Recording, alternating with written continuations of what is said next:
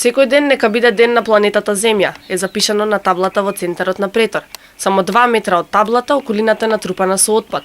3 контейнери на ова туристичко место не се доволни. По остатоците од кухњиот отпад, пластика и облека се расфрлани во зеленилото и на патот. Ако тргнете по патот што води покрај крајбрежјето на Преспанското езеро, ќе не идете на најлонски кеси.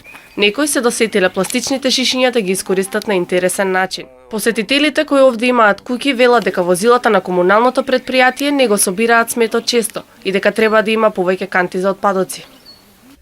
Да си имаме секоја куќа канта.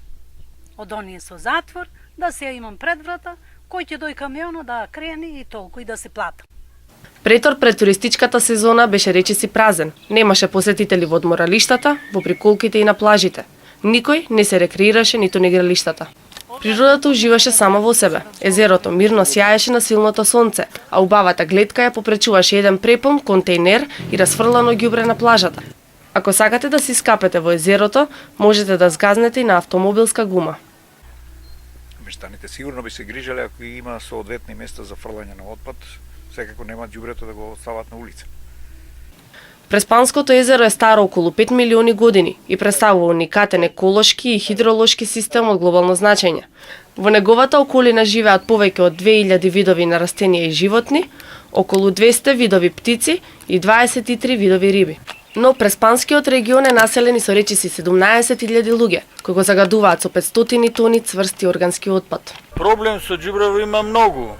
Време е така да никој не го збира од август крајо па до сега јуни кој ќе почне сезонава ќе дојде ќе собере, иначе другото време цело е расфрлено низ цела плажа.